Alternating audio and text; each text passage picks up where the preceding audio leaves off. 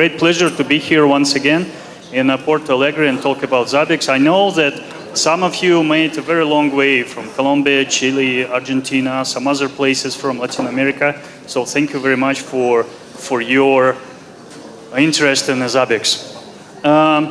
Actually, I'm having two talks, one today and one tomorrow.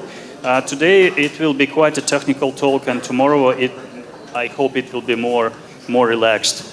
But first, I would like to thank our friends and our sponsors, UniReady Solutions, GLCP, Ad Solutions, Custos Monitoring, and Service Manage. So thank you very much for your support.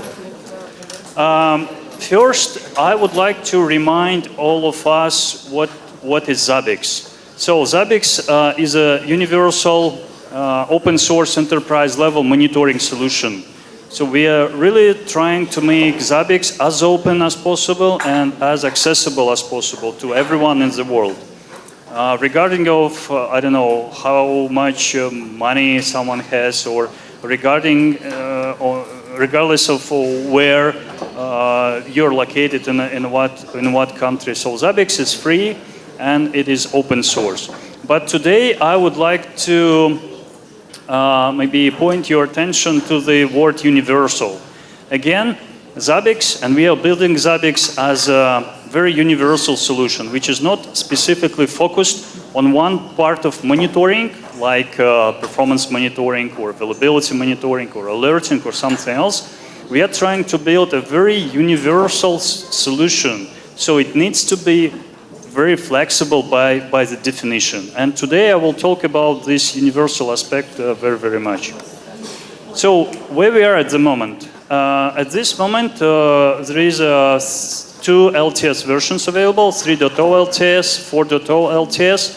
LTS is long-term support. Just recently, a month ago, we released 4.2. And now we are working hard on a 4.4. This is the next release of Zabbix. I will not tell you much about 4.2 today.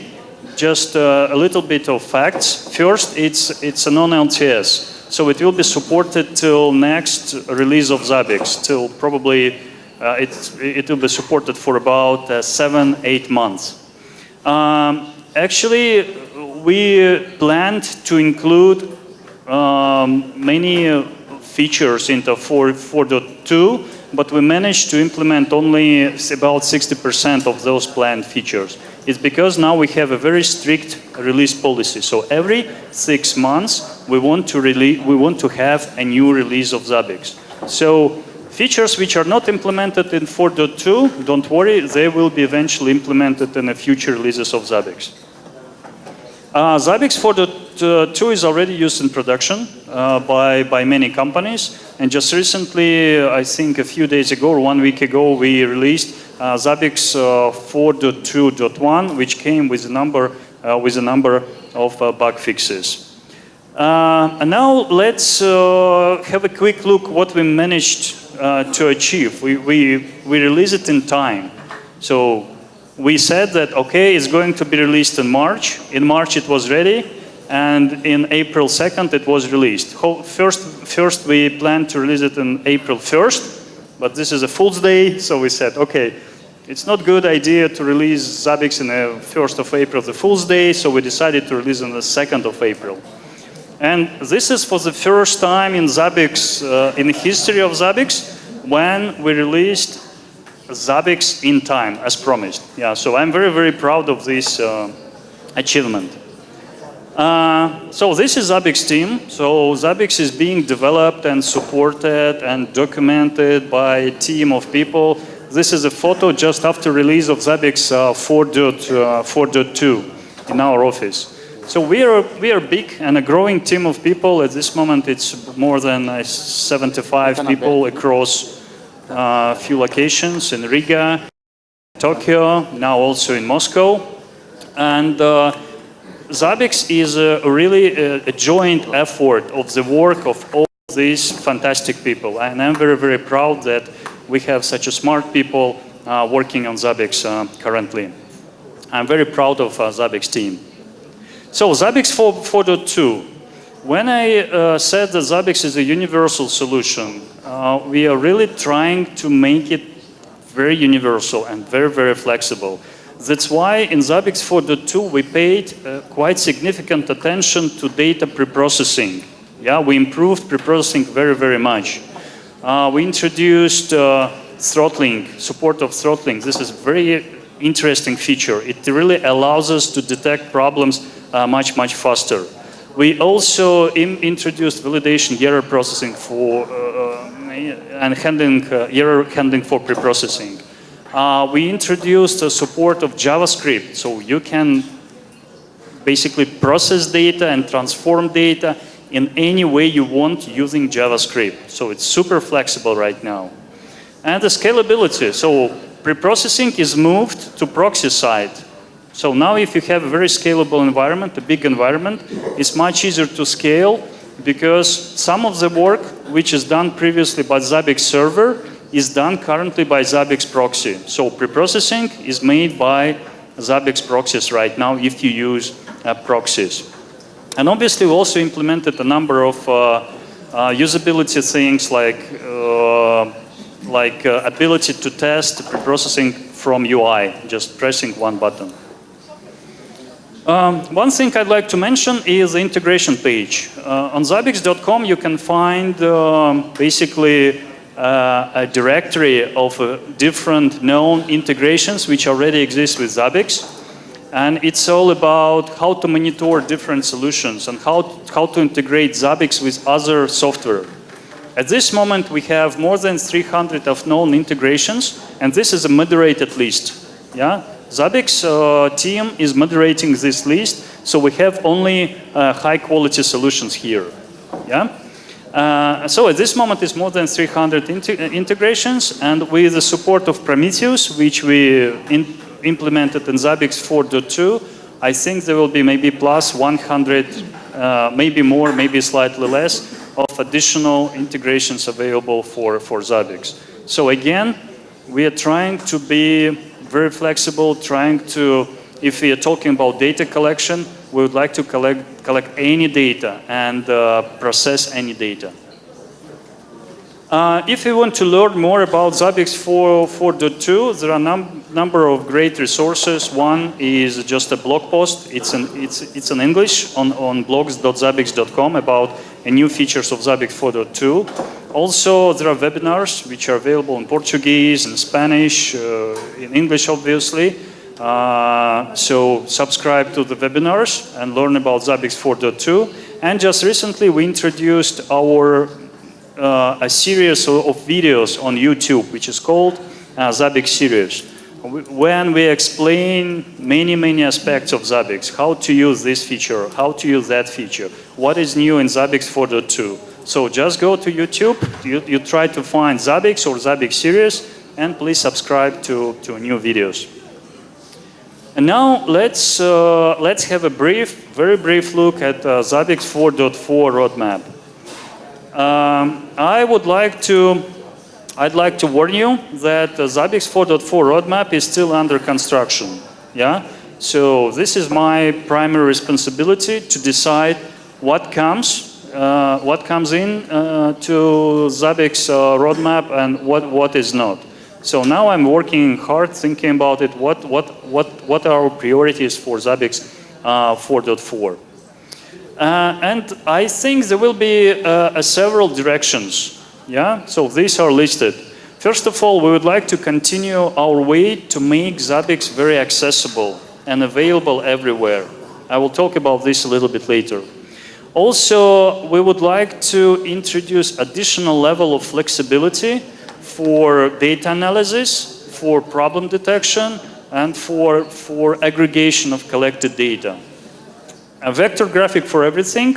That's what we plan to do in Zabbix 4.2, but we didn't made it yet, so it's coming in 4.4. And also another direction is to make the templates much easier to work with, to create, and to maintain. That is, I think, one of the most important directions of Zabbix 4.4. and the baseline monitoring. I will talk about baseline monitoring very soon. So available everywhere. We are trying to extend list of supported platforms, well, with every release of Zabbix. So at this moment, Zabbix can be deployed, and we support it officially as a Docker containers. We support Raspbian operating system, so you may just install, for example, Zabbix proxy on Raspbian, on Raspberry Pi type of computers.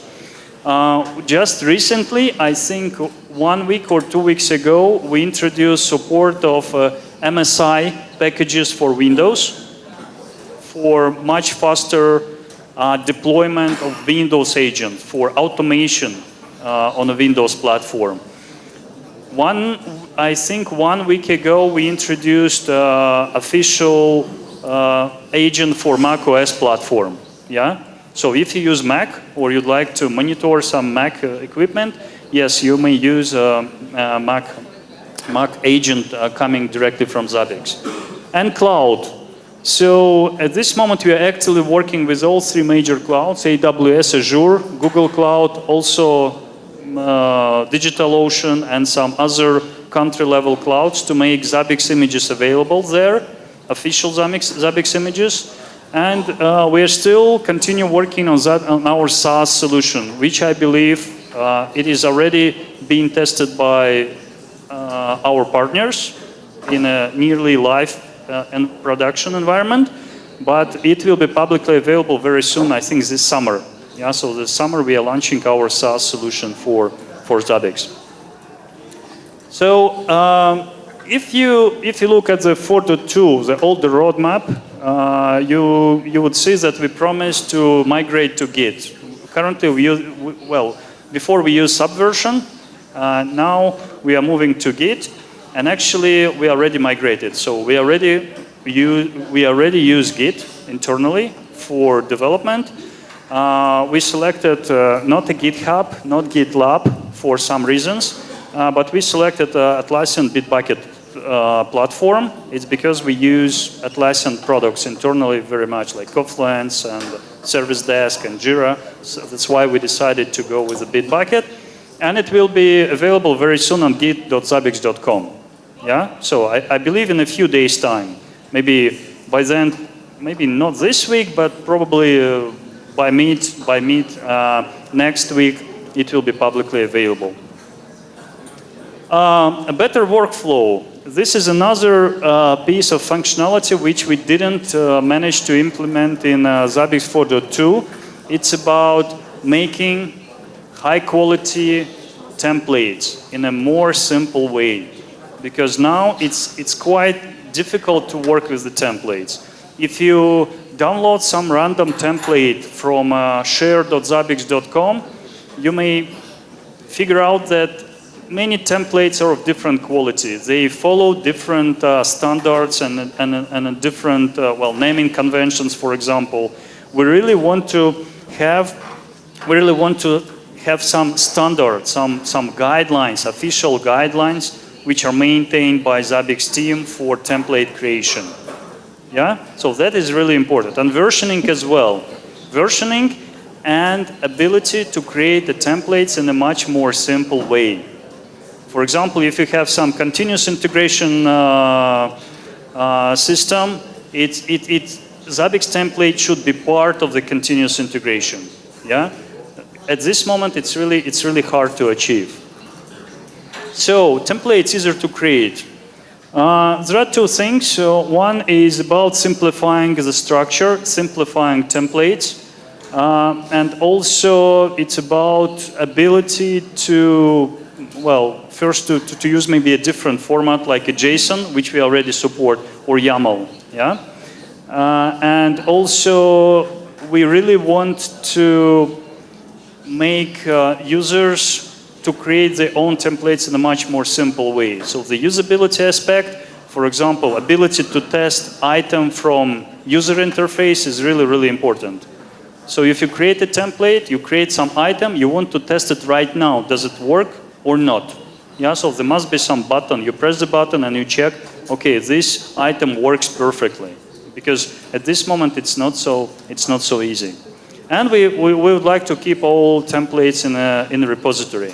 So not like SQL files, not like a big XML files, but small files kept in a Git repository. If you look at the templates, I will just demonstrate it, what we would like to do. So this is a typical template. It's just one item definition and one trigger definition. So item and trigger here. And as you can see, it's not so easy to understand and absolutely not easy to create, because all attributes are mandatory. This first of all. So we have to list all attributes, even empty attributes. And we also use some magic numbers like 0 here or 1 here. And without documentation, it's impossible to understand what it is all about. And this is maybe some proposed format. Instead of, first of all, we will limit number of mandatory fields to absolute minimum. For item, it could be just a name and key.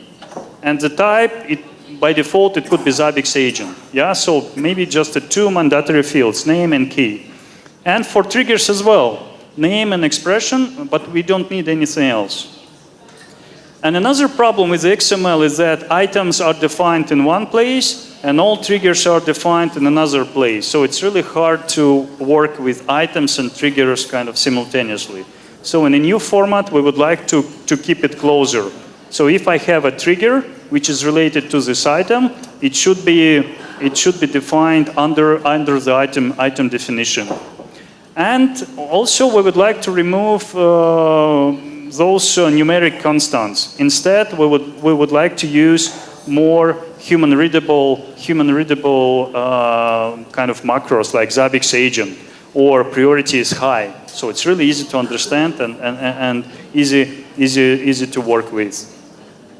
Yeah, and items and triggers on the same page. So if you open in a text editor, you can see clearly, here is my item, and here are the triggers which are linked to this item. And then we can use just a text editor. Yeah, if it's a JSON, okay, we use VS Code, for example, and we get syntax highlighting everything, and we may create our own template just by hand. Okay, and if it's a YAML, if we support YAML, it's even more simple. Just maybe 8 lines of code, and we defined one item, and we defined also one trigger. So this is really nice. So before XML and after, there are so many, maybe like 100 of lines, maybe more, and now we have only a few, 10 times less. And flexibility, and I really call it extreme flexibility. We want to make it Zabbix suitable for as many use cases as possible, not only related to maybe IT infrastructure monitoring, but related to some other applications. New syntax for trigger expressions. I will explain why it is important. Yeah. So from the very beginning of Zabbix, like 20 years ago, we used exactly the same syntax for triggers. Yeah, we use it over and over again. Also, calculated and aggregated items. We also have some issues with calculation with the calculated items and aggregated items. So let me explain why it is important. First, let's have a look at the typical data flow. That is how data is coming in Zabbix, what Zabbix is doing with this data. First, Zabbix does a data collection. Yeah? And at this moment, we support many, data sources, basically. We may grab data from databases, we may use SNMP protocol, we may use GMX, we may use Zabbix agents, Prometheus now, traps. If something is not supported, we can always extend it using modules or external scripts. I have to say that at this moment, we are pretty flexible when it comes to data collection. It's possible to extend it, at least. we can use some scripts and we extend data collection. Preprocessing. At this moment, well, I think the sky is the limit. We may do everything thanks to support of JavaScript. If the built-in preprocessing rules is not enough, then we use JavaScript and we can do anything. So there are no limits for preprocessing as well. But then goes aggregated metrics and the calculated metrics. And there are some limitations. I will talk about these limitations later. So if we want to aggregate data, for example, for capacity planning, yeah, we'd like to have some aggregate metrics. Sometimes it's not so easy to do. And the bad thing, there is no way how to extend Zabbix. We cannot attach a script. We cannot make some module. It's not supported at the moment. And same with data analysis or problem detection with trigger expressions. There are some limitations, and again, there is no workaround. In order to make a workaround, we have to modify Zabbix source code, which is not good. We cannot write modules, we cannot extend functionality of trigger functions. And if we look at the calculated and aggregated items and the list of feature requests coming from customers and users, yeah, it's all public information. So those are the big next. Some people want to use wildcards in aggregated items. Some people want to use a text data type. Some people want to, and some users want to have a new functions for aggregated and calculated items. Some wants to use trends, and so on and so forth. There are many, many feature requests. It's just I selected a few, but there are many feature requests which are really pointing to limitations we have related to calculated items, aggregated items, and also to triggers. Let's have a look briefly. So here is a trigger expression, like host key function. You know it already. So this is just an example, and it looks fine, yeah. But still there are some limitations. For example, we are unable to calculate minimum of two items. It's just impossible. So using this syntax, it's impossible to calculate minimum of one item and another item. It's not supported now. It's not possible to call function on the result of another function, like calculate the minimum of some averages. Yeah, it doesn't work. So this is another limitation of a trigger expression. We are unable to do a very simple thing. We are unable to compare two text items. One text, another text. Well, we don't have such operator or function right now. Again, it doesn't work. So these are kind of, I think, quite serious limitations of how trigger expressions works. And same maybe with the calculated items, but calculated items, I think they're more flexible. Yeah? So calculated items, the syntax is very simple. It's a function, some key, item key, and then goes parameters. For example, the minimum of this item for 1 minute divided by 100 plus minimum of another item for 1 minute divided by 100. Okay, it seems to be very flexible, but still there are some limitations. One is calculated items is also on schedule. We have to define their own schedule. The one is we are unable to apply, for example, we are unable to calculate minimum for yesterday. Only for time period, for 24 hours. But not for previous hour, for example, for yesterday, for the whole month. Well, it's not supported, but it would be great to have.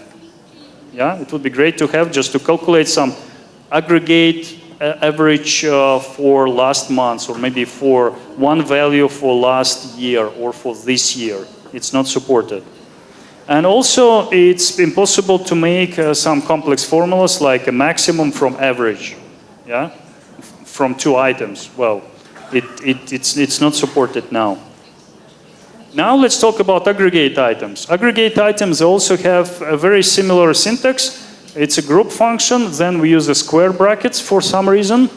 For example, the group sum servers, if you want to calculate the total free disk space of all hosts belonging to host group servers, then we would use group sum. So this is just to calculate the sum of all free disk space in our company for all servers. Okay? It sounds good, but still, again, many limitations. We cannot recalculate it when a new value received. Maybe it's okay. But again, we are unable to apply functions for the whole period, like today, last month. I want to understand how much disk space I had yesterday, today, maybe day before. I cannot do it easily. So it's not good. And again, we cannot use a complex formulas. It's only one function. So group sum or group average or group minimum, maximum, and that's it. Just one function and nothing else. Another problem, I think, is that the syntax is different everywhere. Triggers, we use one syntax. Calculated items, we use another syntax, this one. And aggregated items with another syntax. So I believe it's really difficult for users to understand. We always need to go to documentation, to Zabbix manual, and to figure out how to create a good trigger or how to create a good calculated item or aggregated item. So that's not good. So in Zabbix 4.4, we would like to introduce unified syntax. Instead of having this mess, I would say, I think we should go to more functional approach. So we would introduce some, syntax which is based on functions, and then you specify parameters, and parameter could be the constant or a reference to key, reference to a host group, some pattern, or maybe some other functions. Okay, so now for triggers we use a little bit kind of more object-oriented approach. We have object, item, and then we apply some functions. Now we would like to move to more functional. If you're familiar with programming, it's more like a functional programming, yeah? So we would use functions. We would use functions everywhere. So just a few examples. It's just the idea. Maybe the syntax will be slightly different, but this is the idea. Instead of having triggers like this, we would first retrieve values. So this is function last, which would retrieve values for this item for the last 5 minutes. And then we just apply some mathematical function like minimum. Minimum of all these values is less than 10. Okay? First, we get values out of Zabbix, and then we just use some mathematical functions. Very easy.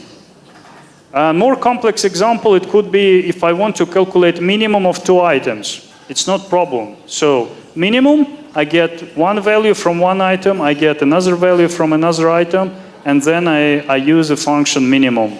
And the minimum is defined a very simple way. It's just minimum of values. So value 1, value 2, and so on.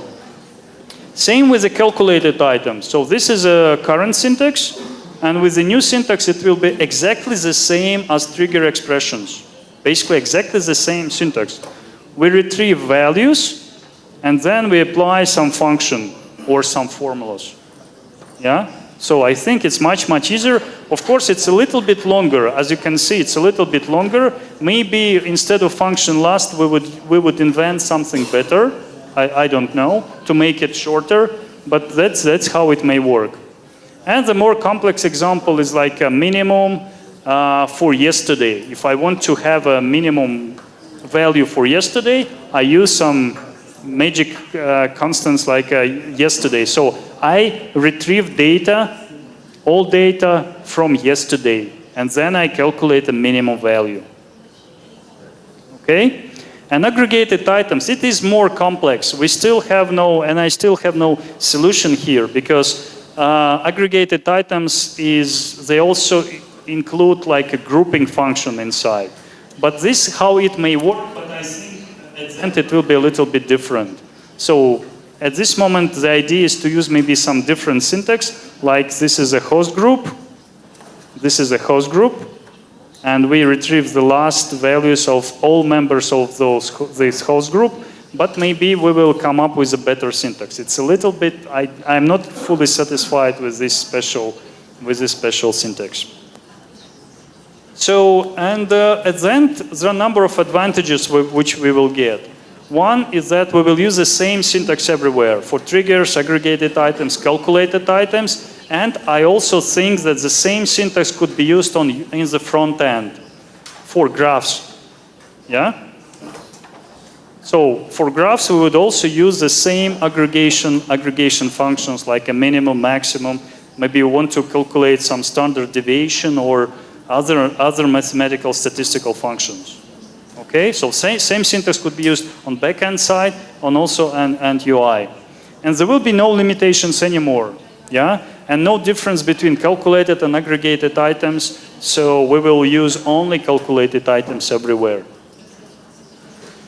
The next direction is vector graphics. It's very simple. As you probably know, we're using half vector graphics right now and half per pixel graphs. Older graphs, PNG, but in the dashboard we already have a nice SVG graphs which has some nice features on mouse over. We show the values, we also show problems, and these are very nice stuff. So I really hope that with the release of Zabbix 4.4 we will fully migrate from older graphics to a new one, to a more scalable and vector graphics. Baseline monitoring. I think this is also very important part. So what is baseline? It's really about understanding what is the normal behavior of our metrics. What is norm and what is not normal. And if we have situation when metric is not in the normal state, we would like to be alerted, then something goes wrong. Let me give you just a short example. This is a real graph from one of Zabbix, I think this is our website actually. Yeah, this is our website. So as you can see, this is for 1 month, April. And you can see this is 1 week, another week, another week, another week, and this is quite typical pattern. Yeah, every day, every working day, we have some spike. Sunday, Monday, Tuesday, Wednesday, Friday, weekend, well, not so much activity. Then again, Monday, Tuesday, Wednesday, Thursday, Friday, weekend, not so much activity. And of course, we want to detect some problems here. Maybe if traffic is too low for some reason or too high, but at this moment it's really hard to use. For example, the simple threshold doesn't work at all. Yeah, if you want Zabbix to tell me, okay, please send me alert when traffic is more than, I don't know, 400 kilobytes per second, it will not work. It will not work at all. Yeah, because at some point, traffic will be higher than 400 megabits per second and will be constantly alerted. If we look at this graph, we can see some anomalies. Here, this is a weekend, probably Sunday. There's a spike of activity. There is a spike of activity and another spike, but not here for some reason. So actually, I would like to be alerted about this. I'd like to know why. Because maybe this is some backup is running on Sunday. This is another backup is running on Sunday. But on this Sunday, well, nothing happened. That's why I don't see this traffic. And another anomaly is here. Yeah? This is Sunday, Monday, Tuesday. This Tuesday, not so big traffic. This Tuesday is also traffic, in kind of normal traffic. Here is normal traffic, but this Sunday we can see. Oh, sorry, Sunday, Monday, Tuesday. This Tuesday, traffic is like twice higher. Again, for some reason. So ideally, I would like to be informed about this point and about this point. And I don't really want to think about some thresholds. It's, well, it's just impossible in this case, yeah? So how it may work? We really need to teach Zabbix to understand what is a normal situation, what is a baseline, yeah? So, and here's the baseline. If Zabbix knows history, so this is historical data, this is also historical data, so Zabbix can easily figure out, so this is a norm. So this line is kind of a normal behavior. Okay? And it could be well-calculated item. So if this is a calculated item, which using some formulas understands, okay, this is my norm for working days. Obviously, it's not a norm, yeah, for the whole week maybe even, yeah? And then it would be very easy. If we know this is a baseline, we could easily tell, okay, if there is a difference like 50% of baseline, please inform about it. And Zabbix would tell you immediately, okay, here is anomaly, and here is anomaly, because the difference is more than maybe 50%, and here is a difference more than 50%. So it would be very, very easy. So now at Zabbix we are thinking of how to implement it, and we already have some very, very nice ideas. And actually, the work we are doing with the calculated items, aggregated items, and trigger expressions, it's all about to make possible a very flexible baseline monitoring. And obviously, having baseline monitoring, baseline, maybe another definition of the baseline, it's kind of automatically adjusted normal range. Because this is a normal behavior for April, but in May, for example, the normal behavior will be a little bit different. So we always need to adjust it. Yeah? It has to be adjusted over time.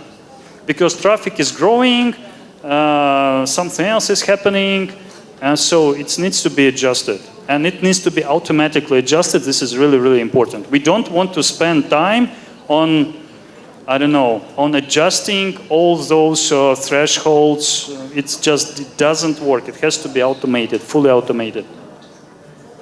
So, and why baseline monitoring? It would be much easier to configure. Okay, for example, any resource utilization like CPU utilization, network utilization, what else? Memory utilization, anything like disk I/O. If you have a baseline, it's really easy for monitoring system to tell us that, okay, something goes wrong.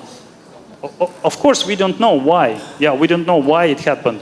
But at least a monitoring system will tell us, okay, something is wrong. And it will give us automatic anomaly detection. It can be done now, of course, with time shift functions. Yeah, so at Zabbix we support time shift functions. But at this moment, they are not flexible. They're not flexible enough. Yeah, so we need some better way of baseline monitoring, and this will require the calendars, because baseline is one for holidays or weekends, and different baseline for working days. So we need to tell Zabbix anyway. So this is a holiday, and this is not a holiday. Yeah. So I think there will be still a little bit of manual process involved in defining baselines. So Zabbix 4.4 roadmap is not published yet. If you go to the roadmaps, it's empty, but it will be available very, very soon. And release date for Zabbix 4.4 is September this year. And release date for Zabbix 5.0 LTS is March 2012. I just mentioned today a few major directions for Zabbix 4.4. I cannot guarantee that all these features will be part of Zabbix 4.4, but this is just our intention to make it implemented. So thank you very much. Thank you.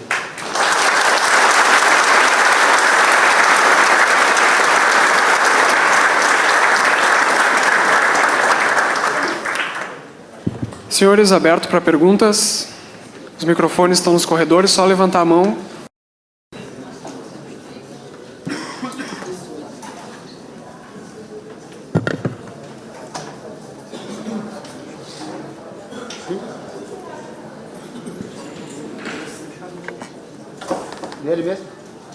Alexei? Oi, a minha pergunta seria sobre algum app mobile. Se tem...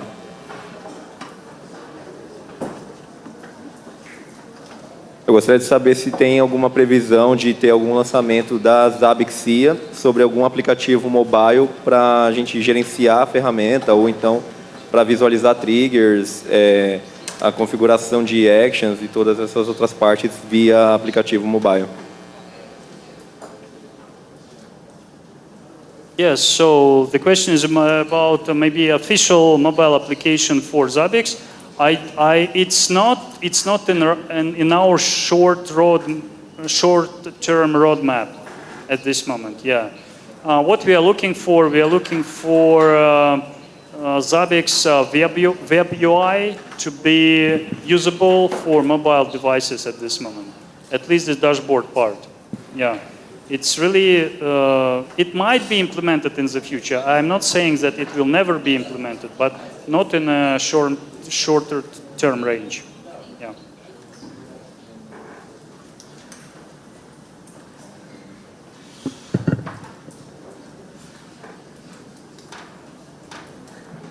What I would like to ask, please forgive me for my But I would like to ask if there is any prediction in the roadmap for support to Kubernetes. Yes, so the question is the support of monitoring of Kubernetes. We are working on this currently. Yeah. When I mentioned our effort about the templates, it's really about supporting different technologies, including Kubernetes. And this moment, in Zabbix, we are having a team of people, a dedicated team of people who are working kind of 100% in charge for creating of a new out-of-the-box templates. And Kubernetes is one of our top priorities at the moment. And actually, all things we are doing about the flexibility and preprocessing and JavaScript is about having ability to communicate with the different APIs and retrieve data from different APIs, including Kubernetes API or AWS APIs, and monitor these things automatically. Yeah, it's definitely coming. Yeah.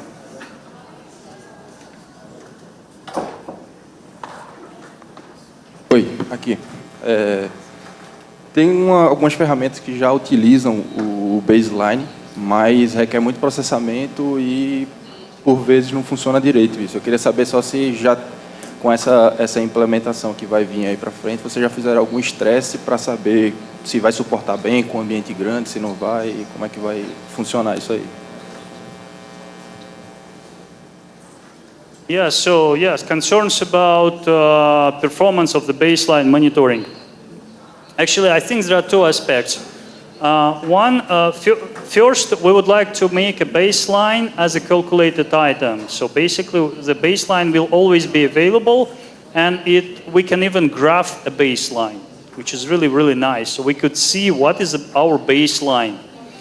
I think another aspect is separation of historical databases, kind of the operational database for faster problem detection, and also have a separate, maybe larger historical database, which would work in more kind of read-only mode. Yeah, which could be used for graphs, which could be used for some heavy trigger function, and this will be probably the way how we could offload and make this solution more scalable. Yeah, but at this moment I cannot tell you what will be performance impact. It really requires testing and some experiments.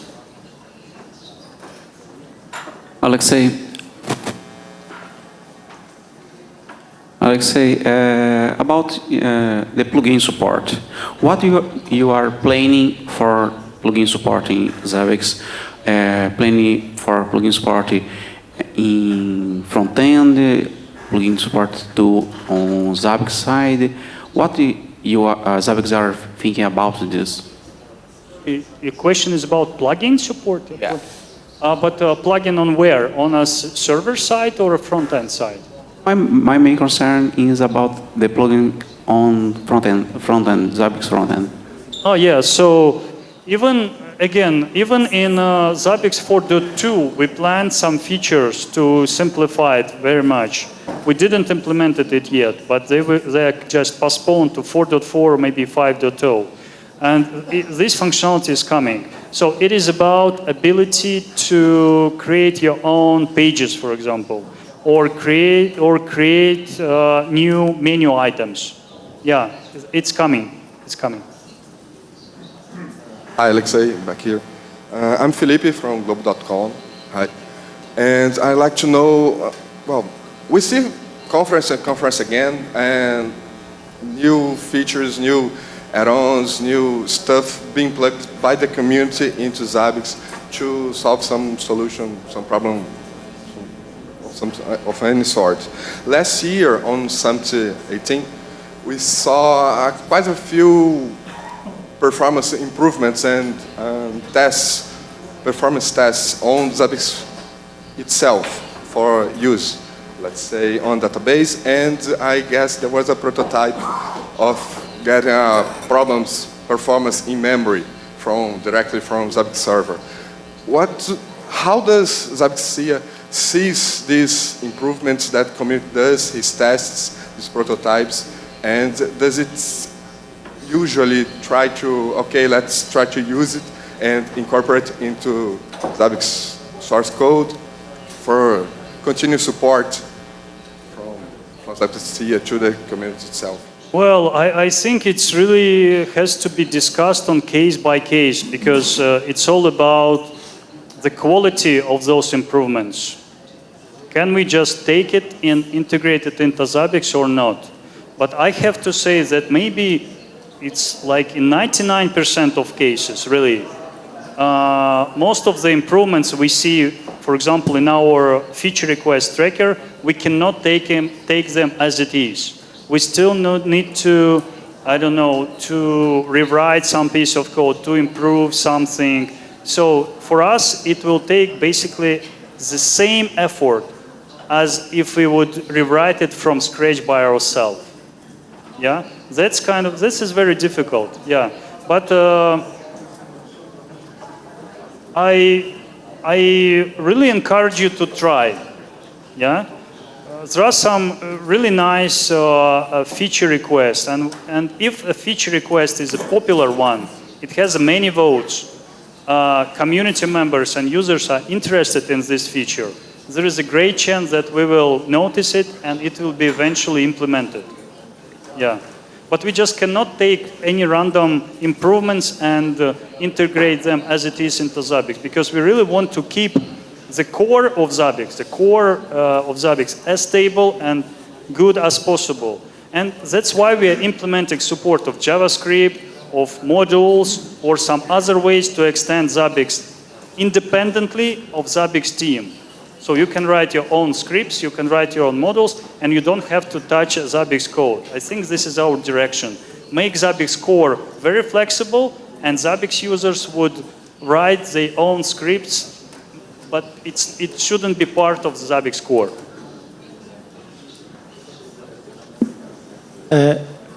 Sobre o formato do JSON dos itens, e dos triggers que ele mostrou agora, será o mesmo formato que aparece na API quando a gente faz o GET, ou será um formato diferente? E outra pergunta, a gente viu que os proxies tiveram um aumento da utilidade dos proxies com o pré-processamento. Tem mais alguma coisa nova aí, tipo assim, processamento de trigger em vista? Estão pensando nisso? Obrigado. Okay, the second question is about utilization of proxies, and I understand the question is, Do we want to move, for example, trigger processing on a proxy side? Possibly. I don't know. It's a big change for us. It's a big decision from architecture point of view, but possibly in the future it might be implemented. And sorry, could you remind your first question quickly?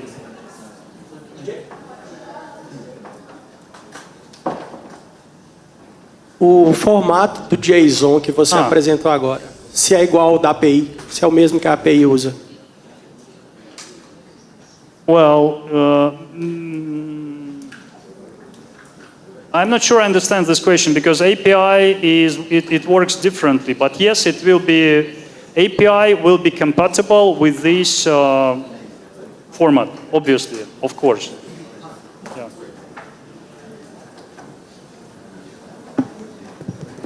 Bom dia. Existe alguma previsão para o Zabbix Server começar a trabalhar em ativo-ativo? Em cluster de 5, 6 Zabbix Servers?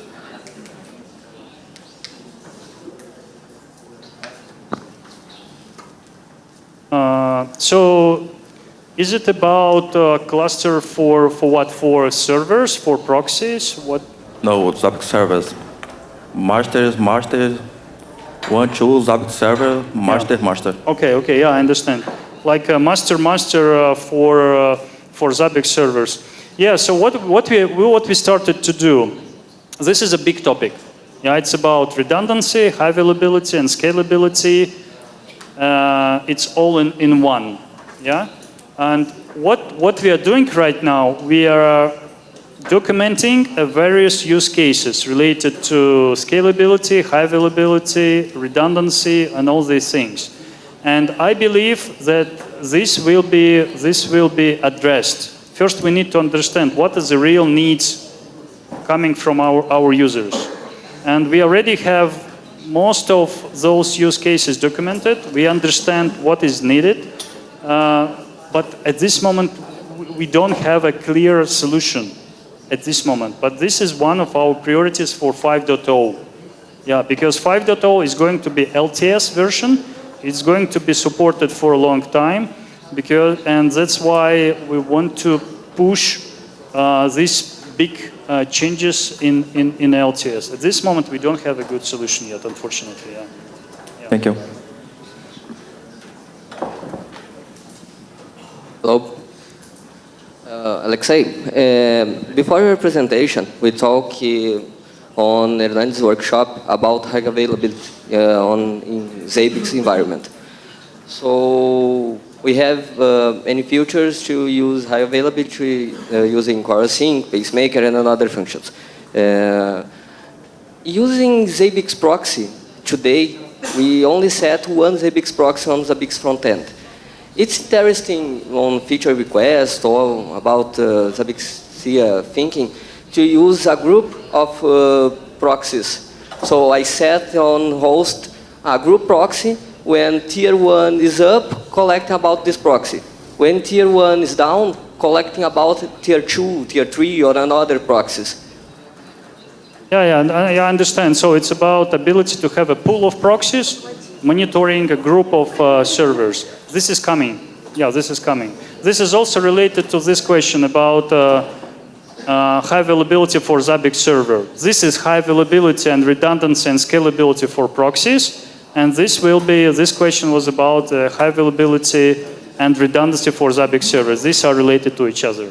Yeah, it's coming. Okay, thank you. For sure. I'm not sure if you have more time. Maybe, yes, we have. Hi, Alexei. My name is Rodrigo. I am with Dell. I would like to ask you about being able to send the history and trend items, data to an external data source. I know we can do that with Elastic right now in the latest versions. Do you have plans to expand that and also go into other types of databases, not only Elastic, but things like Hadoop, creating maybe a replica of the database? Yes, so what we have in our roadmap, I'm not sure if it's going in 4.4 or not, but and what we planned to implement kind of long time ago, but we didn't have a good understanding how to do it. I think now we have it. It's about providing a generic API for history.